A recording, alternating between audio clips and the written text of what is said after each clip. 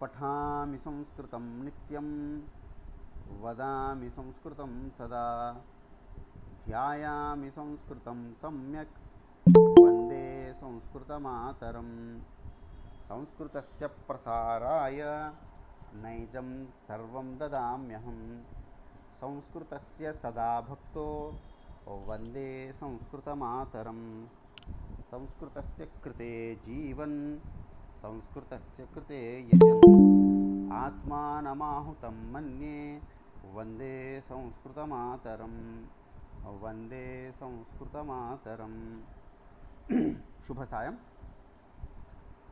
पाठः अस्ति अहंकार विमूढात्मा। त्रयोदशः पाठः। मम वचनं सम्यक् श्रूयते खलु? महोदय। पाठस्य आरम्भं कुर्मः।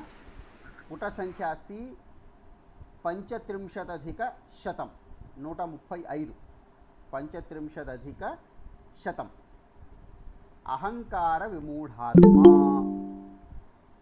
इति पाठस्य नाम।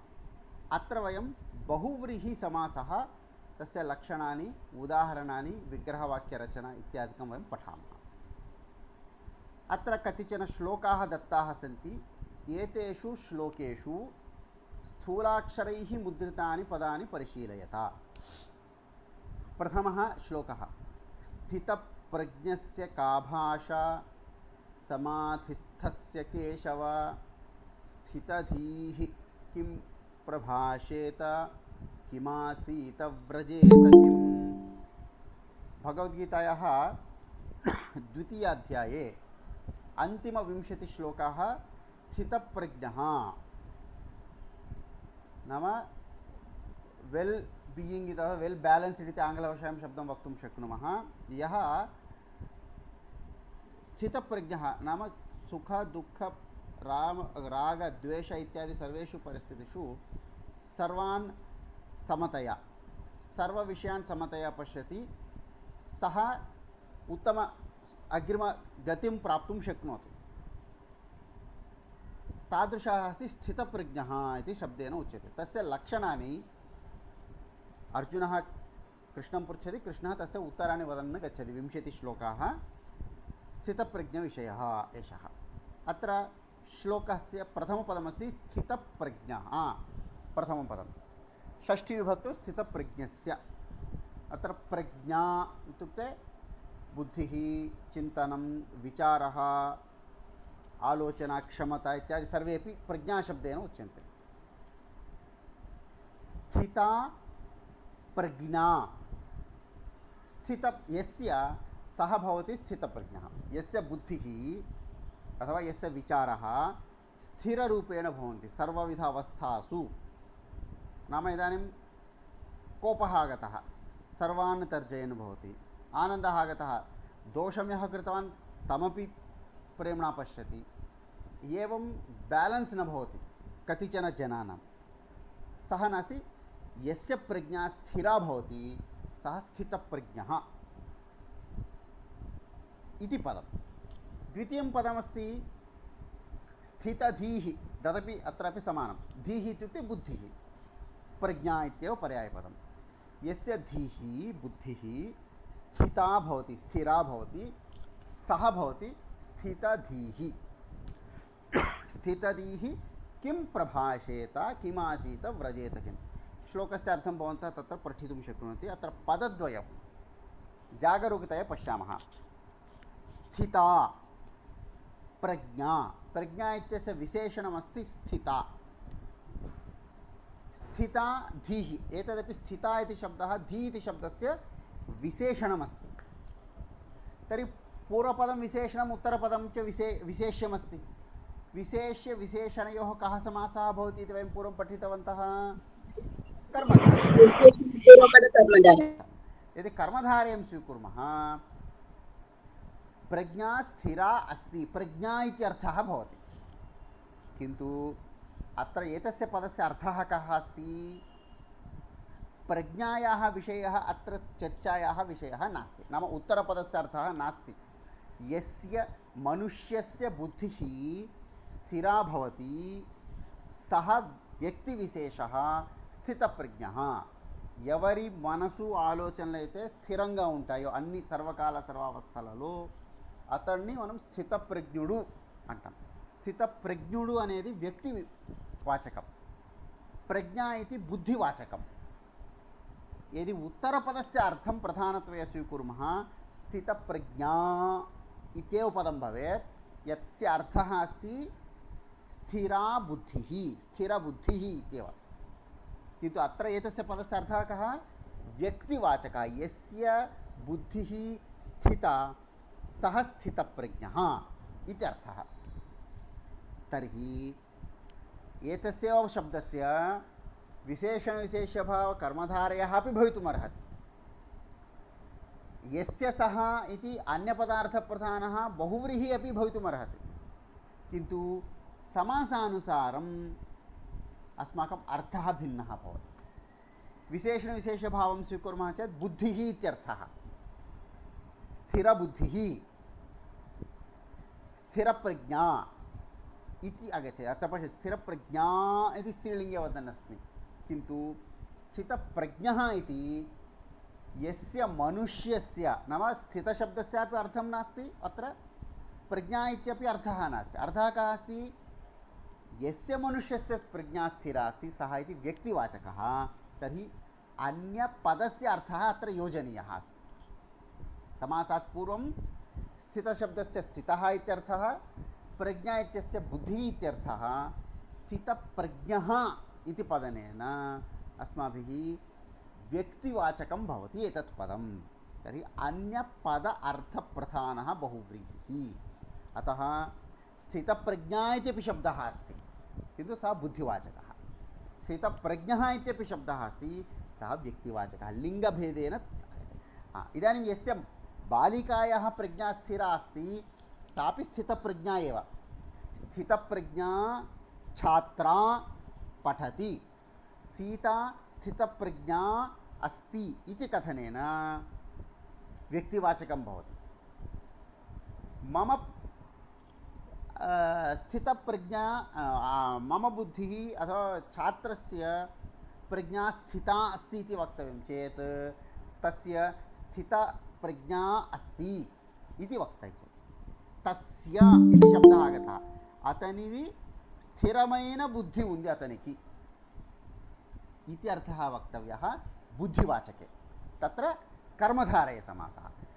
सः स्थितप्रज्ञः इति कथनेन सस्य बुद्धिः स्थिरा इति कथनात् स्थिरबुद्धिमान् व्यक्तिः अयम् इति अर्थः आगच्छति. अनयोः मध्ये भेदः अस्ति. अतः पूर्वपदप्रधानः, उत्तरपदप्रधानः, अन्यपदप्रधानः इति अर्थः अपि अस्माभिः स्वीकरणीयः. भावः अवगतः इति चिन्तयामि. स्थितप्रज्ञा इत्यपि शब्दः अस्ति, स्थितप्रज्ञः इत्यपि अर्थः अस्ति. कर्मधारये समासः चेत् बुद्धिः इत्यर्थः, विशेषणविशेषभावः. अन्यपदार्थं बहुव्रीहिं स्वीकुर्मः चेत् व्यक्तिवाचकः. तदर्थम् अर्थः अपि ज्ञातव्यः अस्ति. ज्ञातव्यः इत्युक्ते श्लोके कस्मिन् अर्थे प्रयोगः कृतः इति ज्ञातव्यं. तदनुसारं समासः निश्चेतव्यः इति भावः. अत्र कस्यापि प्रश्नः अस्ति? कृष्णमहोदय, भवान् गतकक्षायां पृष्टवान्, प्रायः इदानीं स्पष्टता आगता इति अहं चिन्तयामि. कृष्णमहोदय? आं महोदय. भवान् पृष्टवान् खलु अर्थविषये किमर्थं चिन्तनम् इत्युक्ते तस्य उत्तरम् एतत्. अस्तु महोदय. एवमेव अन्यत्र सर्वत्रापि भवति. कर्मधारयः अपि भवितुमर्हति, बहुव्रीहि अपि भवितुमर्हति. किन्तु अर्थानुसारं व्यक्तिवाचकं वा अथवा उत्तरपदवाचकं वा इति अस्माभिः निर्णयः करणीयः. अन्यस्य कस्यापि प्रश्नः अस्ति?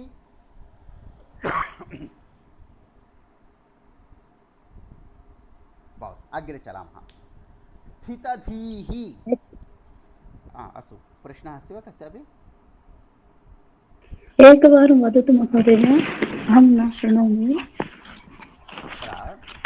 स्थितप्रज्ञा इति शब्दः द्विधा भवितुमर्हति. साररूपेण वदामि. मैक् आफ् करोतु, अन्येपि शृण्वन्ति. स्थितप्रज्ञा, स्थिरमैन बुद्धि इत्युक्ते कर्मधारये समासः. స్థితప్రజ్ఞः ఇత్యుక్తే స్థిరమైనటువంటి బుద్ధి కలిగిన వ్యక్తి.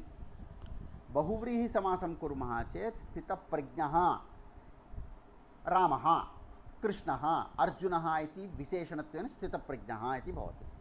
बालिका चेत् स्थितप्रज्ञा इत्यपि भवितुमर्हति. इदानीम् एतद् व्यक्तिवाचकं मनिषिनि చెప్పు కలవాడు కలది స్థిరమైన బుద్ధి కలది స్థిరమైన బుద్ధి కలవాడు इत्यर्थः.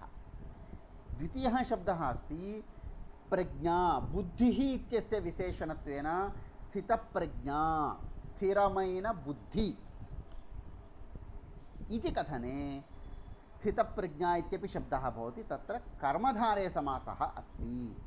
नाम समासः यस्मिन् अर्थे प्रयुक्तः तदनुसारं बहुव्रीहि वा कर्मधारयः वा इति अस्माभिः निर्णयः करणीयः. अवगतवती वा भगिनी? आं महोदय, धन्यवादः. समानमस्ति स्थितधीः इत्यपि शब्दः. धीः इत्युक्ते बुद्धिः प्रज्ञा इत्येव अर्थः. स्थितप्रज्ञ यथा अस्ति तथैव स्थितधीः इत्यपि. धी शब्दः ईकारान्त स्त्रीलिङ्गशब्दः. धीः धियौ धियः इति शब्दः. स्थिता धीः यस्य सः स्थितधीः इति भवति.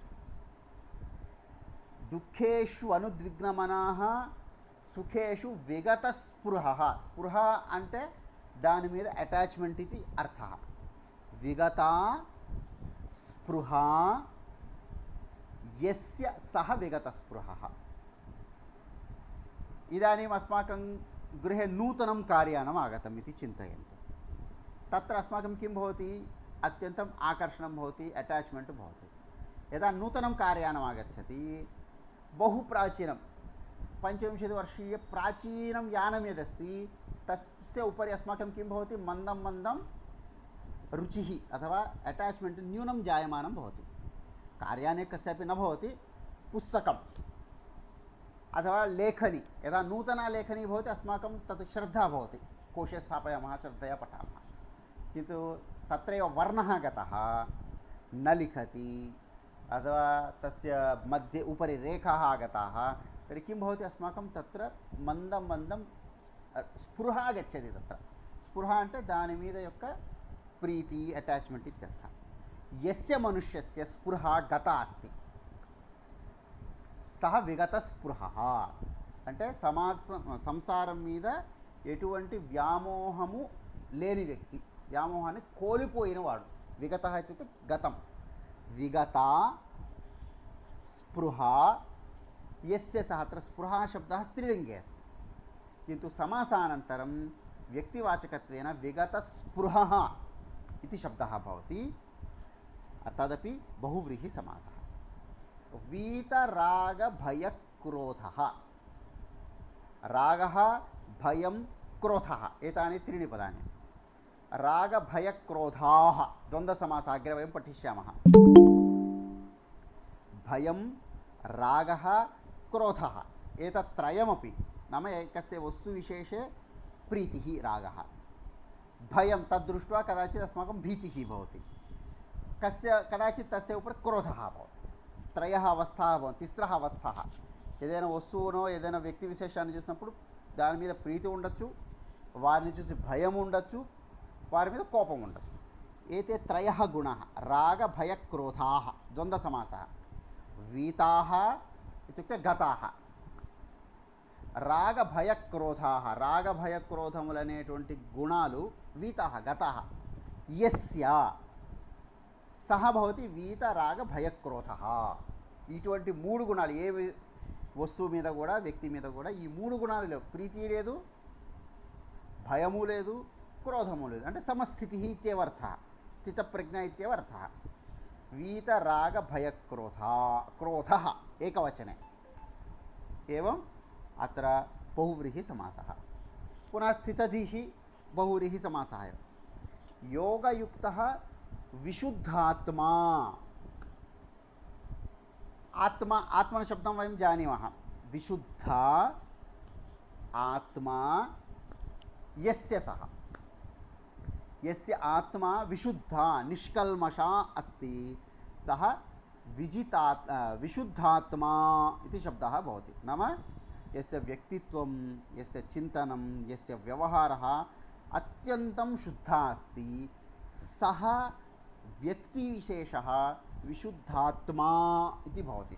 अत्र आत्मशब्दः नास्ति, लक्षशः जनाः सन्ति, यस्य व्यक्तित्वम् अत्यन्तं शुद्धमस्ति सः विशुद्धात्मा इति अस्माभिः चिन्तनीयं। विजितात्मा, विजितशब्दस्य अर्थः कः अस्ति? एकवारम् अत्र कोऽपि एतस्य विग्रहवाक्यम् अधः अस्ति वा? विजितः आत्मा येन विजितः नाम जितः, आत्मना जयं यः प्राप्तवान् नाम रागद्वेषक्रोधेभ्यः यः सर्वविषयेभ्यः इन्द्रियाणि निगृहीतवान् सः भवति विजितात्मा इति। विजितः जयिంచినటువంటి आत्म व्यक्तित्वं यस्य अस्ति सः विजितात्मा इति भवति। अग्रिमः शब्दः अस्ति जितेन्द्रियः। इन्द्रियाणि इत्युक्ते कर्मेन्द्रियाणि ज्ञानेन्द्रियाणि पञ्चदश सन्ति। ज्ञानेन्द्रियाणि कानि सन्ति?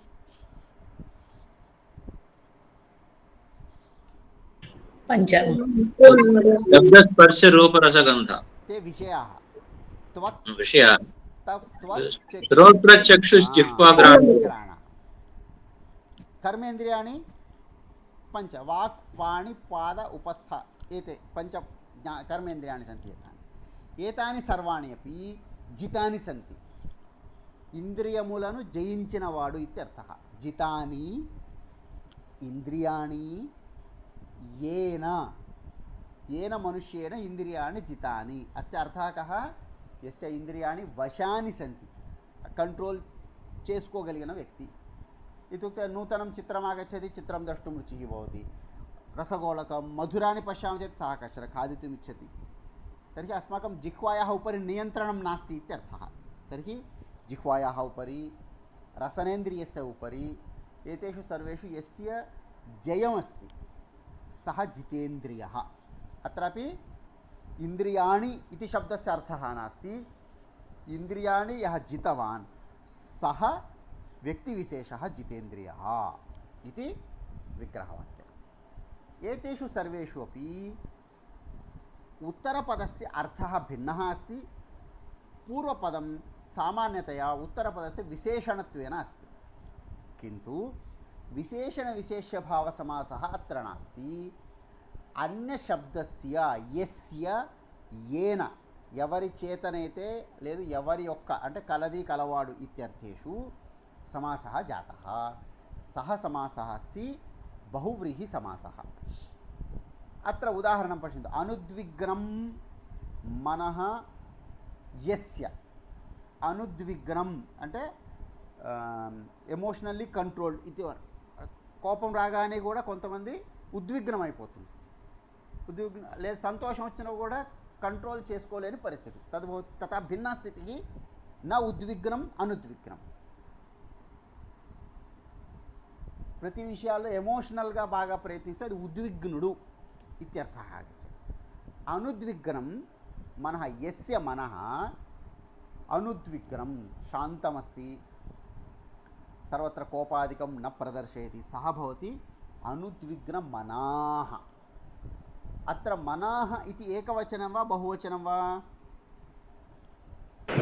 एकवचनं महोदय। मनस्सिति शब्दः सकारान्तशब्दः, तस्य पुंलिङ्गे मनः मनसि मनांसि इति रूपाणि भवन्ति। तदेव यदा पुंलिङ्गे नयामः मनाः इति रूपं भवति। यथा चंद्रमाः चंद्रमसौ चंद्रमसः इति रूपाणि।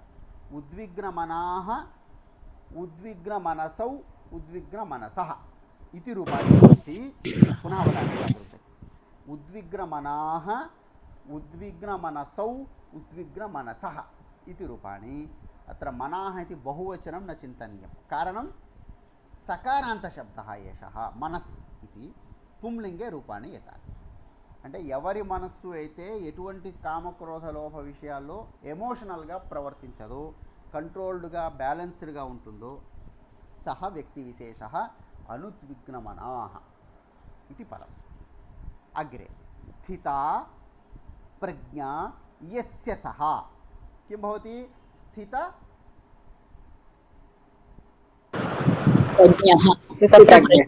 स्थितप्रज्ञः इति पुंलिङ्गे करणीयं। स्त्रीलिङ्गे करणीयं चेत् विग्रहवाक्ये परिवर्तनीयं करणीयं। कथं? स्थिता प्रज्ञा यस्याः सा इति भवति स्त्रीलिङ्गे। यस्य सः इत्युक्ते स्त्री पुंलिङ्गे। यस्य तत् इति चेत् नपुंसकलिङ्गे समस्तपदं भविष्यति।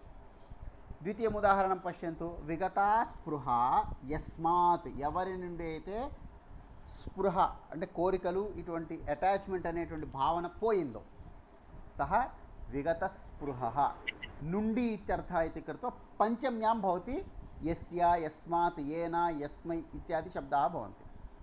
ఎవని యొక్క ఎవని యందు ఎవని చేత ఇటువంటి అర్థాల్లో యస్య येन యస్మాత్ యస్మై ఇత్యాదీని పదాని భవంతి విగ్రహవాక్యే।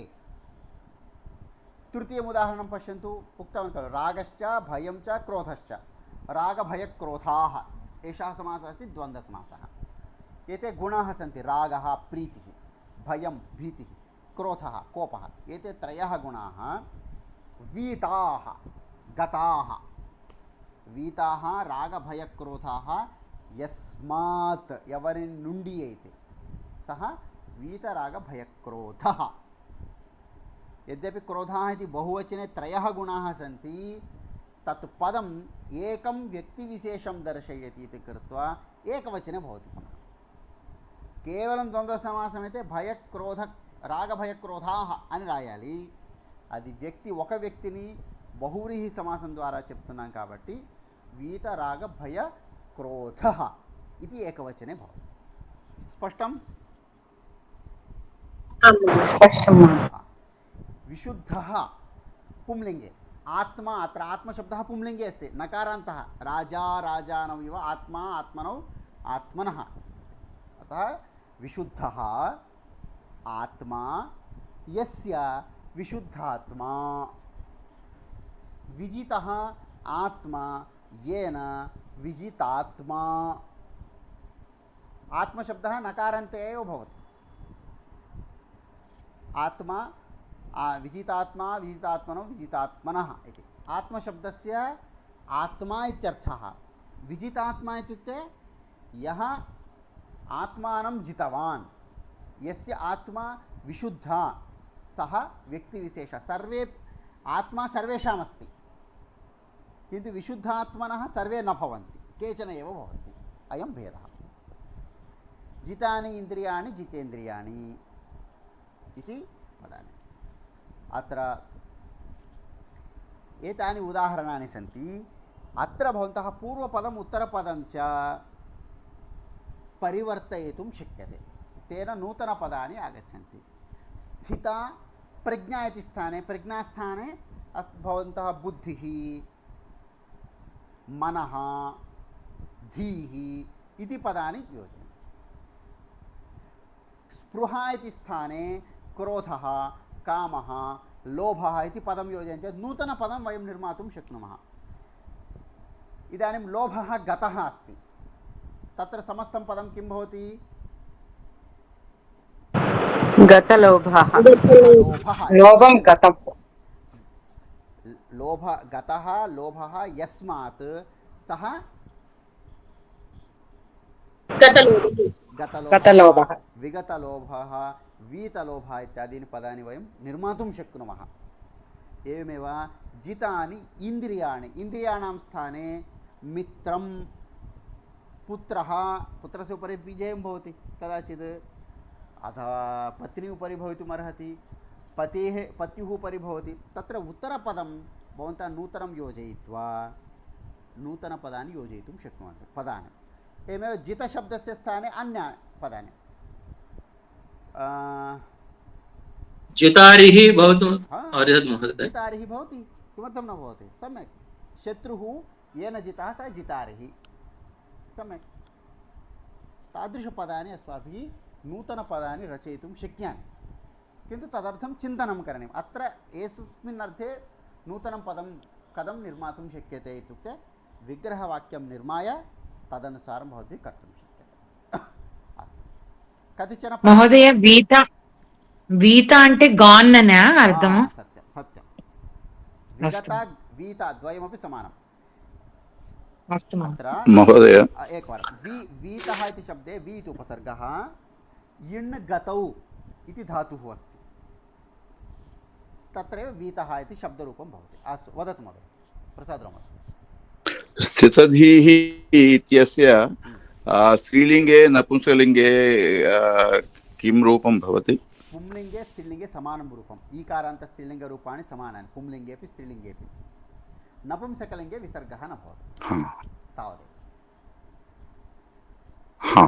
धी शब्दः स्त्रीलिङ्गे ईकारान्ते एव अस्ति तत् पुंलिङ्गे स्त्रीलिङ्गे नपुंसकलिङ्गेपि पुंलिङ्गे स्थितधीः स्त्रीलिङ्गे अपि स्थितधीः इत्येव नपुंसकलिङ्गे स्थितधी इति विसर्गः न भवति तावदेव मम मित्रं स्थितधीः अस्ति कथं वक्तव्यं तदेव इदानीं मित्रमिति शब्दं भवान् यदि प्रयोगं करोति स्थितधि इति वक्तव्यं ह्रस्वः अपि भवति तत्र यदि धन्यवादः पुरुषः इति भवान् वक्तुम् इच्छति मम मित्रं रमेशः रमेशशब्दमहं नोक्तवान् किन्तु सः पुरुषः तर्हि पुंलिङ्गे प्रयोगे दोषः नास्ति स्थितधी यदि सा महिला अस्ति तदानीमपि स्थितधीः इति वक्तुं शक्यते अत्र विशेषविशेष्यभावे एकः नियमः अस्ति रामः मम मित्रम् इति पदमस्ति रामः पुंलिङ्गे मित्रं नपुंसकलिङ्गे तत् मम मित्रम् इति कथने तत् इति शब्देन रामः अपि भवितुमर्हति स्त्रीलिङ्गे सीता अपि भवितुमर्हति पुंलिङ्गे स्त्रीलिङ्गे अपि भवितुमर्हति किन्तु मम मित्रं गतवत् इत्यपि व्याकरणरीत्या शुद्धं मित्रुडु वेळ्ळिपोयाडु इत्यस्य संस्कृतपदं वाक्यं मित्रं गतवत् किन्तु सः यदि पुरुषः अस्ति तर्हि मित्रं मम मित्रं गतवान् इत्यपि दोषः नास्ति कारणं किं सः यः गतवान् अस्ति सः पुरुषः यद्यपि मित्रशब्दं नपुंसकलिङ्गे अस्ति सः पुरुषः इति कथनार्थं मम मनसि अस्ति शब्दं न प्रयुक्तवान् मम मित्रं रमेशः गतवान् तत्र रमेशशब्दं न वदामः चेदपि मम मित्रं गतवान् यदि सा स्त्री अस्ति तर्हि मम मित्रं गतवती मित्रं नपुंसकलिङ्गे तद्वाचकं विशेषणं गतवान् गतवती इति पुंलिङ्गे स्त्रीलिङ्गेपि कथने दोषः नास्ति धन्यवादः महोदय यथा उक्तवान् मम मित्रं स्थितधीः इति कथनेपि दोषः नास्ति मित्रम् इति सामान्यवाचने स्थितधि अस्ति इति कथनेपि दोषः नास्ति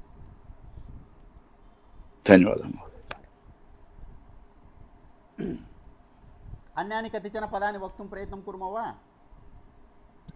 रामस्य पत्नी रामस्य कलत्रं सीतापि वनं गतवती अत्र बहुव्रीहि समासः कुत्र अस्ति बहुव्रीहि not बहुव्रीहि I am talking about this previous one तत् समाप्तम् इदानीं बहुव्रीहि विषये अवधानं कुर्मः सम्यक् उत्तमं वाक्यं शुद्धमस्ति जितक्रोधः सम्यक् इदानीं जितशब्दस्य स्थानेपि भवन्तः अन्यत् कर्तुं परिवर्तयितुं शक्नोति कृतं कार्यं किं भवति कृतभोजनः सम्यक् कृतभोजनः कृतं कार्यं येन कृतगृहकार्यः कृतकार्यः कृतगृहकार्यः सम्यक् कृतकार्यः పని చేసినవాడు इतोपि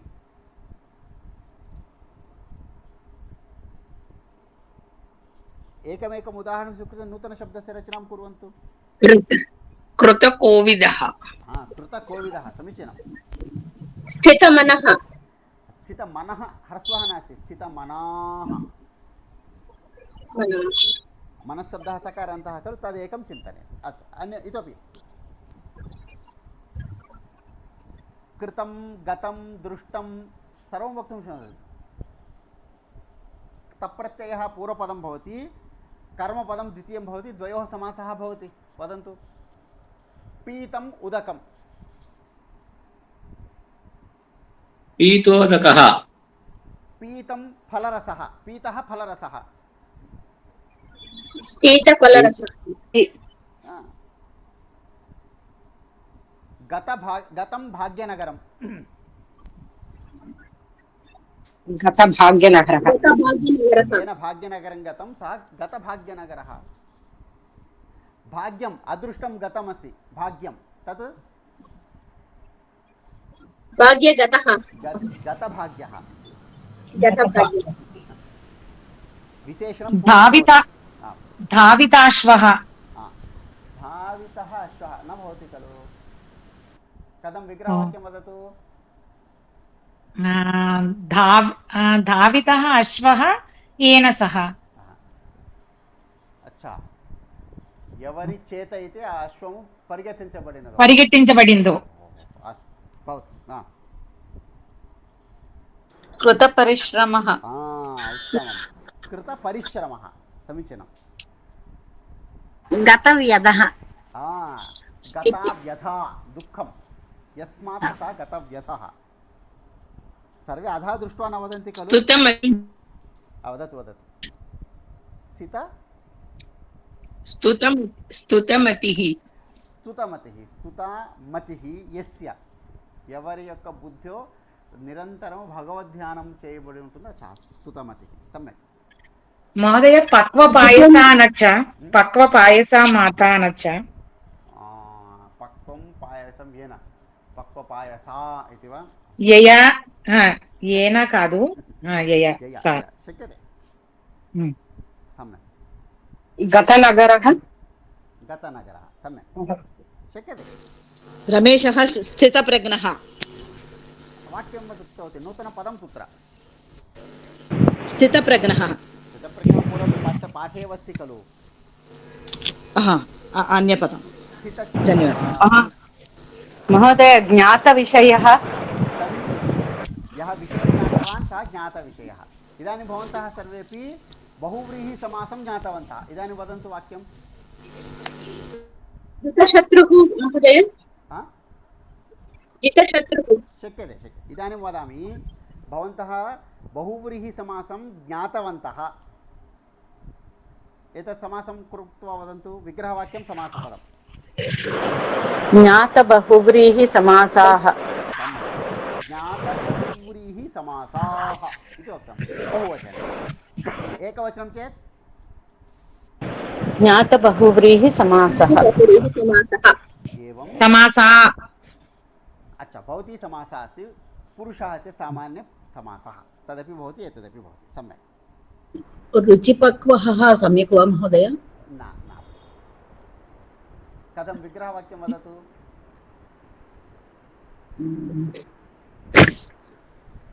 బాగా వంట చేసినవాడు అన్నట్టు పక్వః। महोदय दत्तक्षीरा धेनुः अथवा माता पुत्राय पातुं दुग्धं दत्तवती इत्यपि चिन्ता नास्ति, तदपि शक्यते। तत्र रुचिकरమైన వంట तस्य तथा न भवति विग्रहं वाक्यं पुनः विचिन्त्य वदामि यदि शक्यते। अस्तु महोदय धन्यवादः। ఇప్పుడు చతుర్భుజం అని వస్తుంది కదా, చతుర్భుజం అది ప్రథమ విభక్తి అవుతుందా ద్వితీయ విభక్తి అవుతుందా? చతుర్భుజः अथवा चतुर्भुजा एक प्रथमा विभक्ति। चतुर्भुजं प्रणमामि इत्युक्ते द्वितीया कर्मपदम् अस्ति, द्वितीया विभक्ति। इदानीम् एकः महोदय स्थितधीरः वస్తుందా? धीरः इति पदं पूर्वमेव व्यक्तिविशेषणमस्ति खलु। धैर्यమైన వాడు क्षीणकल्मषः। क्षम्यतां गायत्रीदेवी महोदय उत्तरं वदामि, एकवारं सर्वे शृण्वन्तु। स्थितधीरः इति पदे धीरः इति पूर्वमेव व्यक्तिविशेषणं। विशेषं तत्र न भवति। महाधीरः इति कर्मधारयः भवितुम् अर्हति। धीरत्वं स्थिरं न भवति खलु। धीर అంటే ధైర్యము కలవాడు। तत्र स्थितशब्देन सह समासः न भवति। स्थिरమైన गुणमु धैर्यं कलवाडु अनन्तरं धीरः इत्युक्ते कलदी कलवाडु आगतमेव अस्ति अतः स्थितधीरः इति पदम् अत्र न भवति महाधीरः गोप्प पराक्रमवन्तुडु इत्यर्थे कर्मधारयः भवितुम् अर्हति एतत् न भवति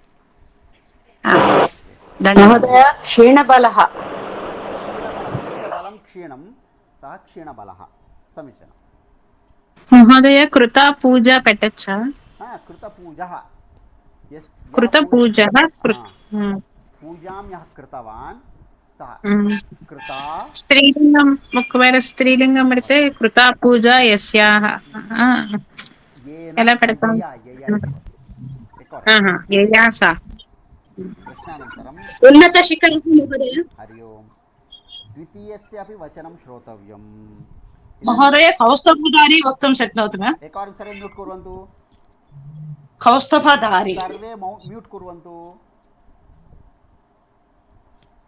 अन्यस्यापि प्रश्ने वाक्ये अस्माकमपि प्रश्नः समाधातः भवति అంటే వేరే వాళ్ళు అడిగిన ప్రశ్నలో కూడా మనం ఉత్తరాలు వెతుక్కోవచ్చు ఏకా భగిని పృష్టవతి కృత పూజా येन तत्पदं कृतपूजः इति भवति यदि स्त्रीलिङ्गे चेत् कथम् इति तस्याः प्रश्नः कृता पूजा विग्रहवाक्यं भवति यया ఎవరి చేతనైతే స్త్రీలింగే యయా సా కృతపూజా ఇది భవతి పూజను పూర్తి చేసినటువంటి వ్యక్తి ఇది తత్ర స్త్రీలింగే విగ్రహవాక్యం ఏవం యస్య సహ పుంలింగే యస్యాహ సా స్త్రీలింగే येन सह पुंलिंगे यया कृपया म्यूट् करोतु भगिनी अन्येपि शृण्वन्ति पुनः पुनः वदन्नस्मि प्रश्नानन्तरं वयं म्यूट् कुर्मः समाधानं शृण्मः एवमेव अन्यस्य प्रश्नः अपि अस्माभिः श्रोतव्यः कृपया अन्यथा न चिन्तयन्तु नूतनः विषयः अपि अस्माभिः ज्ञातः भवति అంటే వారి యొక్క డౌట్ వినడం వల్ల మనకి కొన్ని క్లారిటీ వస్తుంది ఏవమపి చింతయామ కృతపూజ स्त्रीलिंगे कृतपूजः पुंलिंगे येन सह पुंलिंगे यया सा स्त्रीलिंग इदानीं वदतु वैष्णवी भगिनी भवत्याः किमपि उदाहरणमासीत् तद् वदतु उन्नतशिखरः महोदय तस्य विग्रहवाक्यं वदतु उन्नतानि शिखराणि यस्य सः उन्नतशिखरः हिमालयः इत्यर्थे वा हिमालयः इत्यर्थे महोदय शक्यते चिन्ता యస్మిన్ అవుతుంది అనుకుంటా అక్కడ न यस्यापि चिन्ता नास्ति అచ్చా त्यक्तप्राणः महोदय त्यक्तप्राणः विग्रहवाक्यं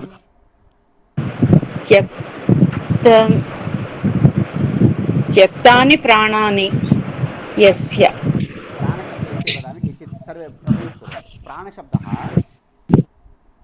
पुंलिङ्गे अस्ति प्राणः किन्तु सर्वदा बहुवचने अस्माकं जीवनम् अस्ति इत्युक्ते एकः न भवति अन्तः पञ्चप्राणाः भवन्ति अतः प्राणशब्दः सर्वदा बहुवचने एव प्रयोक्तव्यः त्यक्ताः प्राणाः येन सः त्यक्तप्राणः पुनः समासानन्तरम् एकवचने आगच्छति केवलं प्राणशब्दः चेत् सर्वदा पुंलिङ्ग बहुवचने एव करणीयम् अतः प्राणाः पञ्च सन्ति पञ्चसु एकं गतं चेदपि अस्माकं जीवः निर्गच्छति एकैकः क्रमशः अतः सर्वदा प्राणशब्दः बहुवचने समासे पुनः एकवचनं भवति यथा त्यक्तप्राणः एकवचने किन्तु विग्रहवाक्ये त्यक्ताः प्राणाः येन त्यक्तप्राणः इति वक्तव्यं स्पष्टं वा भगिनी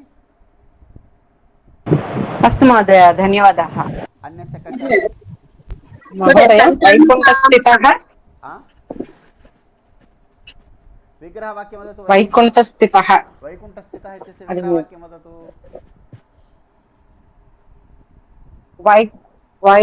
వైకుంఠం స్థితం యస్మిన్ సహ మహోదయ स्थितं वैकुण्ठं येन इति वाक्यं स्थितशब्दः पूर्वम् आगच्छति स्थितवैकुण्ठः इति आगच्छति किन्तु स्थितवैकुण्ठः इति पदं न भवति खलु यतः वैकुण्ठस्य विशेषणं स्थितं कथं भवति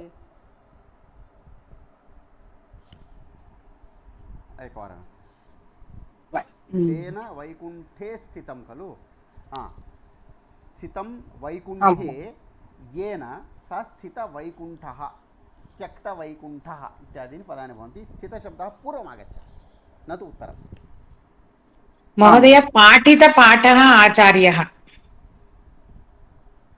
पाठितः पाठः येन पाठितपाठः सम्यक् महोदय पतितपर्णः पतितपुष्पम् आगच्छन्ति चेत् विग्रहवाक्यं कथं वदतु विग्रहवाक्यं कथं पतितं पर्णं तावदेव यस्मात् सह पठच्च पतितं पर्णं यस्मात् वृक्षात् सः पतितपर्णः वृक्षस्य चेत् ఓకే ఓకే ఆ రెండు నపుంసకలింగాలే పుష్పం పర్ణం కదా పర్ణః పర్ణః పుంలింగే అస్తి పర్ణం నపుంసకలింగంలో వచ్చినప్పుడు సెంటెన్స్ పర్ణః అమ్మా महोदय सन्तानकामः सन्तानं यः कामयति सः इति वक्तव्यं महोदय सन्तानकामः न भवति खलु तत्र सामान्यतया पूर्वपदं विशेषणरूपेण भवति नाम उत्तरपदस्य सामान्यतया पूर्वपदं विशेषणत्वेन भवति सन्तानं कामः तद् सन्तानं कामयते इति भिन्नः अर्थः आगच्छति तत्र क्रियापदस्य निष्पत्तिः भवति अत्र बहुव्रीहि समासः न भवति महोदय अहं मन्ये सन्तानं यः कामयति सः सन्तानकामः इति न सन्तानशब्दः कामशब्दः क्रियाया अस्ति द्वयोः मध्ये समासः न भवति अत्र उदाहरणानि पश्यन्तु पूर्वपदं जिता प्रज्ञा विगता स्पृहा विशुद्धः आत्मा इति पूर्वपदम् उत्तरपदस्य सामान्यतया विशेषणं भवति सन्तानं कामयते अत्र कामयते इति क्रिया अस्ति तस्य विशेषणं नास्ति सन्तानम् अतः अत्र बहुव्रीहिसमासः न भवति तत्र क्रियापदस्य निष्पत्तिः भवति तद् भिन्नः विषयः तदग्रे वयं पठिष्यामः तत्र किं वदामः सनाद्यन्तधातवः इति केचन सन्ति तत्र आगच्छति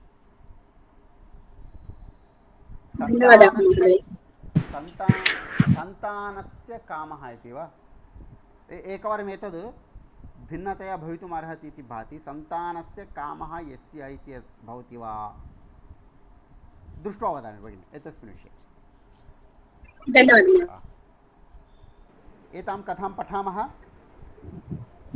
उदयपुरीं विशालाक्षनामकः महाराजः परिपालयति स्म सः अतीव अहङ्कारी आसीत् कदाचित् आरूढरथेन रथम् आरूढं केन तेन विशालाक्षेन अतः सः विशालाक्षः कः अभवत् आरूढरथः అధిరోహించినటువంటి రథము ఎవరి చేతైతే రథము అధిరోహించబడినదో అతను ఇత్యర్థే ఆరూఢరథ అత్ర క్తప్రత్యయः एव अस्ति यथा गतकामः गतक्रोधः तद्वत् आरूढरथः आरूढं रथं येन तेन मृगयार्थम् इत्युक्ते वेट संस्कृतशब्दः मृगयार्थम् इति एव पदम् मृगान्निमित्तम् इत्यर्थे मृगान् मारयितुम् इत्यर्थे मृगयार्थम् इति शब्दः वेटा इति तेलुगुपदम् अरण्यं गतं तत्र कश्चन सन्यासी दृष्टः सन्यासी नेत्रे निमील्य एकचित्तः एतस्य विग्रहवाक्यं कोऽपि वक्तुं शक्नोति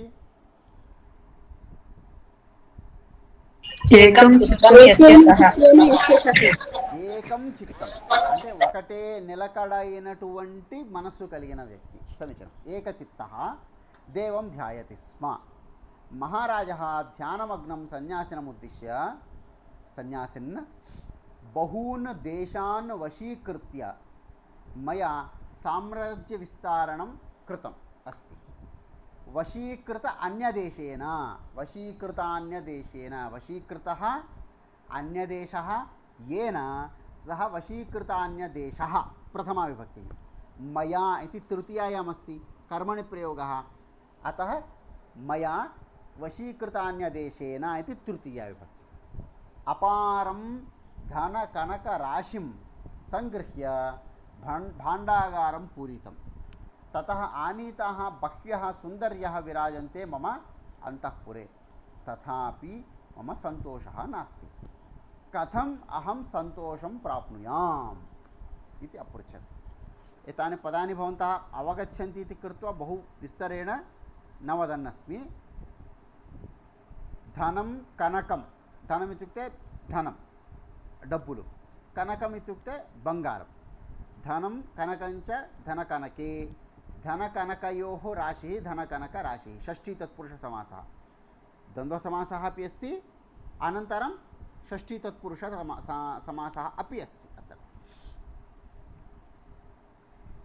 त्रुटितध्यानः, त्रुटित భగ్నమైనటువంటి ధ్యానం, యస్య సహ త్రుటిత ధ్యాన, ఎవరి యొక్క ధ్యానము ఏకాగ్రత భగ్నమైనదో సహ, త్రుటిత ధ్యాన సహ సన్యాసి ఉన్మీలిత నయన, ఉన్మీలితే నయనే इति द्विवचने वक्तव्यं विग्रहवाक्यं, यतः सर्वेषाम् अस्माकं नेत्राणि बहूनि न भवन्ति, नेत्रे भवतः, अतः विग्रहवाक्यं तथा वक्तव्यम्। उन्मीलिते नयने यस्य अथवा येन, ఎవరి చేతైతే కళ్ళు తెరవబడ్డాయో, ఉన్మీలిత నయనః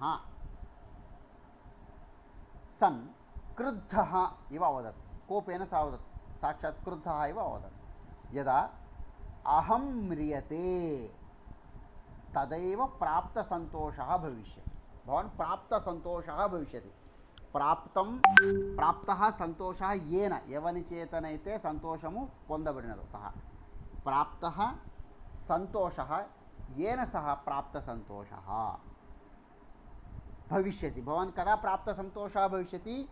भवतः अन्तः अहम् अहम् एतत् जितवान्, अहम् एतत् सम्पादितवान्, अहम् एतत् प्राप्तवान्, मया अहम् एतत् कृतवान् इति अहम् अहम् अहम् इति यत् चिन्तनमस्ति तत् यदा नश्यति तदा भवान् प्राप्तसन्तोषः भविष्यति। ततः सः पुनरपि नेत्रे निमील्य ध्यानमग्नः अभवत्। ध्याने मग्नः, अत्र सप्तमी तत्पुरुषसमासः। ध्यानमग्नः इत्यत्र ध्याने मग्नः, लीनమైన వాడు, मग्नशब्दस्यैव पूर्वमेव व्यक्तिविशेषकत्वमस्ति, अतः ध्याने ध्यानము యందు లీనమైన వాడు इति सप्तमी तत्पुरुषः, न तु बहुव्रीहिः। अवगच्छन्तु, अर्थाన్ని బట్టి समासము इति। महाराजस्तु, महाराजः किं वदति? अहो असम्बद्धप्रलापी अयं महाराजं माम् अपमानयति। यशः प्रलापं करोति, प्रलापम् इत्युक्ते వృధా వార్తాలాపం యహ కరోతి, అనవసరంగా పిచ్చి పిచ్చిగా మాట్లాడిన వాడిని ప్రలాపి, ప్రలాప అంటే పిచ్చి పిచ్చి మాటలు, అటువంటి మాటలు కలిగిన వాడు ప్రలాపి। కీదృశ ప్రలాపి? అసంబద్ధ ప్రలాపి, సంబంధం లేనటువంటి మాటలను మాట్లాడుతూ ఉన్నాడు ఇది అస్తి। అత్ర ఇన్ ఇది ప్రత్యయः अस्ति, గుణీ మోహీ त्यागी योगी इत्यत्र इन् प्रत्ययः अस्ति। अत्रापि प्रलापी इति इन् प्रत्ययः, न तु बहुव्रीहि समासः। अयं महाराजं అంటే ఇక్కడ కూడా అసంబద్ధ ప్రలాపము కలవాడు అనే అర్థమే ఉన్నది, కానీ అక్కడ ఇన్ అనే ప్రత్యయము ద్వారా కలది కలవాడు అనే అర్థం వచ్చింది, కానీ బహువ్రీహి సమాసం కాదు। ఇది భేదः అవగन्तవ్యం। అయం महाराजं माम् अपमानयत्, तत् दण्डयामेनं तं अहं दण्डयामि इति मनसि विचिन्त्य निश्शङ्कं, సందేహం లేకుండా, ఎటువంటి ఆలోచన లేకుండా, ఇది చేయొచ్చా చేయకూడదా అనేటువంటి శంక, అనుమానం, సందేహం, నిశ్శంకం సందేహరహితः సः किं कृतवान्? ఖడ్గम् ఆకృష్య సన్యాసినం మారయితుम् ఉద్యుక్తः। సన్యాసి అవదత్, అయి మూఢా अहम् इति शब्देन भवान् राजा इत्यर्थः नास्ति, सः किं चिन्तितवान् यदि अहं म्रियते इत्युक्ते नेनु चनिपोतानु इत्यर्थः उक्तवान् अथवा भवान् अहं करोमि इति भवान् यदा मरणं प्राप्नोति इति भावं सः स्वीकृतवान् तदा वदति सः अहम् इत्यनेन अहं सन्यासी इत्यर्थः न नेनु चनिपोते इत्यर्थः न अहङ्कारं चनिपोते इत्यर्थः स्वीकरणीयः अतः भवान् मां मारयितुं प्रयत्नं करोति तत् व्यर्थम् अहम् इत्यनेन न अयम् ई व्यक्ति इत्युक्ते सन्यासी न अभिप्रेतः अपि तु भवदीयः अहंभावः अहङ्कारः इत्युक्ते भवतः अहङ्कारः यदा म्रियते तदा भवान् सन्तोषी भवति इति भावः सः यदा म्रियते तदैव सन्तोषं प्राप्नोषि इति उक्तं मया इति सन्यासिनः वचनं श्रुत्वा विदित अभिप्रायः विदितम् इत्युक्ते ज्ञातं तेलुसुकोडमडिनटुवंटि अभिप्रायं कलवाडु विदितवेदः इत्यपि शब्दः अस्ति वेदं यः ज्ञातवान् सः विदितवेदः तदेव विदित अभिप्रायः राजा विगतगर्वः विगतः गर्वः यस्मात् विगतगर्वः इति विग्रहवाक्यं सः गर्वं त्यक्त्वा भावम् अवगतवान् अस्ति कस्य तस्य सन्यासिनः अत्र कथायां कस्यापि सन्देहः अस्ति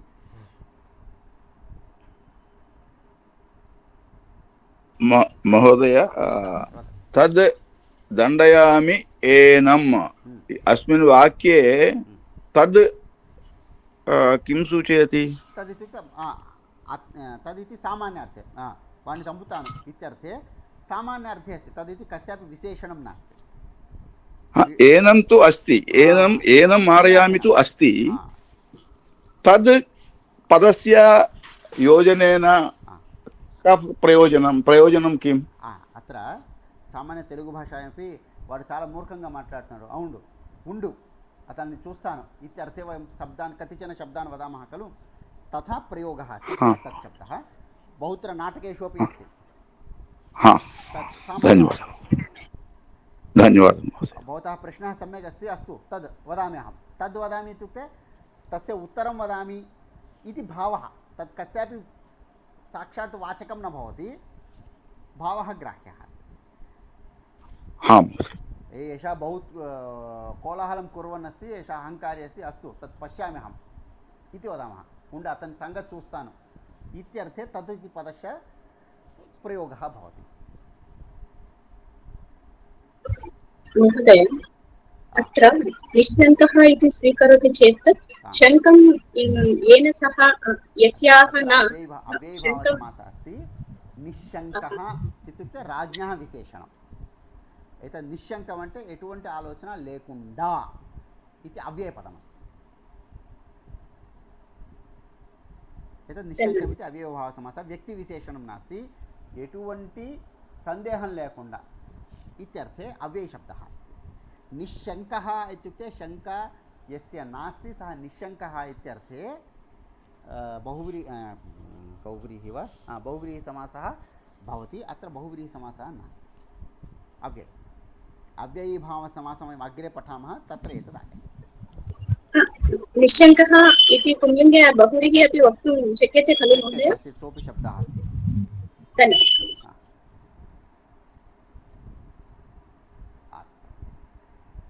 भवतु इदानीम् अत्र एतेषाम् उत्तराणि वयं लिखित्वा आनयामः केवलं श्वः स्वीकृत्य गच्छामः उदयपुरीं कः परिपालयति इत्यादीनि कियत्पर्यन्तम् इत्युक्ते 130 केवलम् एतेषां प्रश्नानाम् उत्तराणि कृत्वा वयम् अग्रे गच्छामः त्रयोदशपाठस्य प्रथमः अभ्यासः अस्ति एतेषां प्रश्नानाम् उत्तराणि कथा उदयपुरीं कः परिपालयति स्म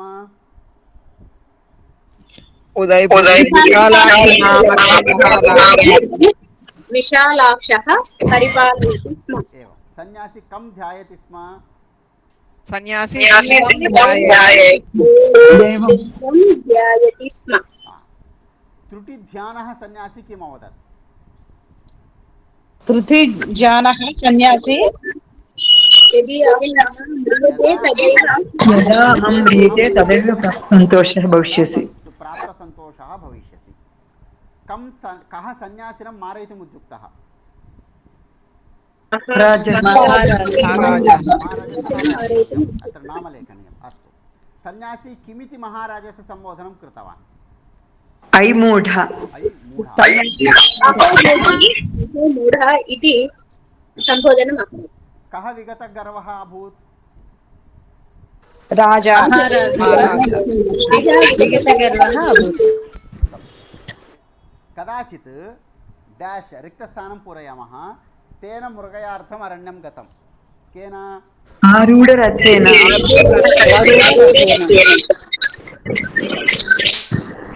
आरूढरथेन तेन मृगयार्थम् अरण्यं गतं।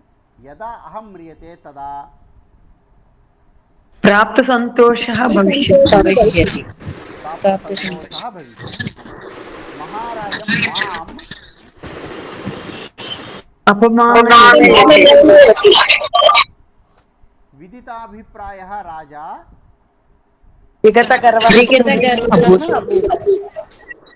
इतः परम् अस्माभिः बहुव्रीहिसमासस्य अभ्यासः आरभ्यते। एतानि पदानि सावधानं पठता। आरूढरथः, तस्य विग्रहवाक्यम् अधः दत्तं। प्रथमं पदानि पठामः। आरूढरथः, यः रथम् आरूढवान् इति वाक्यम्। एकचित्तः, यस्य चित्तम् ఏకం అస్తి, అంటే ఒకే దాని మీద కాన్సన్ట్రేట్ చేసినటువంటి వ్యక్తి, వేరువేరు ఆలోచనలు లేకుండా ఉన్న వ్యక్తి. వశీకృత అన్యదేశ, అన్యదేశాన్ యః వశీకృతవాన్ ఇది సామాన్యం వాక్యం. త్రుటిత ధ్యానః, యస్య ధ్యానం త్రుటితం జాతం. अन्मीलितनयनः इति अभवत्, तत्र उन्मीलितनयनः, अकारः नास्ति उकारः लेखनीयः. उन्मीलितनयनः, यस्य नेत्रे उन्मीलिते सः उन्मीलितनयनः. प्राप्तसन्तोषः, यः सन्तोषं प्राप्तवान् कर्तरि. विदित अभिप्रायः, यः अन्यस्य अभिप्रायं सम्यक् ज्ञातवान् सः विदिताभिप्रायः. विगतगर्वः, यस्य गर्वं यस्मात् गतमस्ति सः विगतगर्वः इति सामान्य पदानां वाक्यरूपेण अर्थं वदामः. इदानीम् एतेषां तादृशपदेषु विग्रहवाक्यं कथमागच्छति इति एकवारं पश्यन्तु. आरूढः रथः, येन रथः आरूढः अस्ति सः आरूढरथः. एकं चित्तं यस्य सः एकचित्तः. वशीकृताः अन्यदेशाः, एकवचनेपि भवितुम् अर्हति, बहुवचनेपि. बहून् देशान् सः जितवान् इत्यर्थे वशीकृतान्यदेशः. त्रुटितं ध्यानं यस्य, त्रुटितध्यानः, उन्मीलिते नेत्रे नयने येन सः उन्मीलितनयनः. प्राप्तसन्तोषः, प्राप्तः सन्तोषः यं प्राप्तसन्तोषः, अत्र द्वितीयाविभक्तौ अस्ति.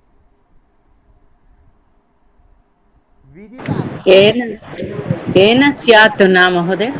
प्राप्तशब्दः प्राप्तिः పొందడము इत्यर्थे अस्ति. अतः अत्र द्वितीयाविभक्तिः एव भवति. ఎవని సంతోషము చేరుకొనబడినదో ఇత్యర్థः तत्र अनुवादः क्रियते. తెలుగు భాషం సంతోషం పొందినవాడు ఇత్యర్థः आगच्छति. పొందినవాడు प्राप्नोति अनयोः मध्ये भावे कश्चन भेदः अस्ति. प्रयोगदृष्ट्या संस्कृत प्राप्तशब्दस्य तेलुगु పొందడం इत्यस्य प्रयोगे कश्चन भेदः अस्ति. अतः अत्र द्वितीयाविभक्तौ प्रयोगः. प्राप्तः सन्तोषः यं, सन्तोषं ఎవరినైతే పొందినదో.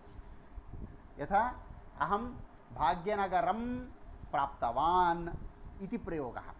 भाग्यनगराనికి నేను చేరుకున్నాను इत्यर्थः अस्ति, किन्तु अत्र प्राप्तवान् इति शब्दः भिन्नार्थे आगच्छति. विदितः अभिप्रायः येन विदिताभिप्रायः. विगतः गर्वः यस्य विगतगर्वः. एवं प्रयोगाः सन्ति. केवलम् एकमेव अस्ति, प्राप्तसन्तोषः इत्यत्र यम् इति प्रयोगः किञ्चित् अनुवाददृष्ट्या भिन्नम् आगच्छति. संस्कृतः प्रयोगः तथा करणीयः इति नियमः. अस्तु మహోదయ, విగతః వస్తే యస్మాత్ అని వచ్చింది కదా, ఇప్పుడు కూడా అలాగా విగత గర్భః యస్మాత్ సహా పెట్టాలా? यस्मात् తస్మాత్ ఇత్యపి వక్తుం శక్యతే యస్య ఎవరి యొక్క గర్వమైతో తొలగింపబడినదో ఇత్యర్థः అత్ర అస్తి ఎవరి నుంచి అయితే గర్వం వెళ్ళిపోయిందో ఇత్యపి దోషः నాస్తి. अस्तु महोदय. పంచమి अपि भवितुमर्हति షష్ఠి अपि भवितुमर्हति. इदानीम् इतः आरभ्य वयम् अग्रिमशनिवासरकक्षायां पठामः बहुव्रीहिसमासस्य अग्रिमपाठम्. अग्रिमे सप्ताहे वयं किञ्चिदेकं प्रश्नपत्रस्य प्रारूपं दृष्ट्वा तत्र कथं प्रश्नपत्रं भवति, परीक्षायाः स्वरूपं किम् इत्यादि विषये वयम् अग्रिमसप्ताहे एकवारं चर्चां कुर्मः. इदानीम् अत्र कक्षां वयं स्थगयामः. 8:00 जातं. पुनः शनिवासरे अस्माकं कक्षा भविष्यति. अग्रिममासे एव परीक्षा अस्ति इति कृत्वा प्रायः विरामं न स्वीकरोमि. अकस्मात् यदि कदाचित् एकस्मिन् दिने न शक्नोमि चेत् अनन्तरदिने अहम् आल्टर्नेटिव् दिने बुधवासरे वा सोमवासरे वा कक्षां योजयामि. अस्मिन् मासे वयं प्रायः पाठ्यक्रमं 25 अथवा 30 दिनाङ्कात् पूर्वं नाम एकसप्ताहात् पूर्वं पाठ्यक्रमं समापयामः. इदानीं शान्तिमन्त्रेण कक्षां समापयामः. सर्वे भवन्तु सुखिनः, सर्वे सन्तु निरामयाः, सर्वे भद्राणि पश्यन्तु, मा कश्चित् दुःखभाग् भवेत्. ओम शांति शांति शांतिः. नमो नमः. धन्यवादाः महोदय. धन्यवादः. धन्यवादः महोदय. शुभरात्रिः. धन्यवादः महोदय. धन्यवादः महोदय. शुभरात्रिः. धन्यवादः. धन्यवादः. धन्यवादः महोदय. शुभरात्रिः. ధన్యవాదాలు. మహోదయ, ఇప్పుడు హతః రావణ హతా శూర్పణఖ అని పెట్టామనుకోండి, అప్పుడు అంటే లక్ష్మణుడు చంపాడు. సో హతా శూర్పణఖ ఏన సహ అని పెట్టి అప్పుడు దీంట్లో అని పెడతాం విగ్రహ వాక్యంలో. హత శూర్పణఖ ఏన సహ హత శూర్పణఖ శ్రీలింగం పెట్టచ్చా మహోదయ అని అడుగుతున్నా. ఇవన్నీ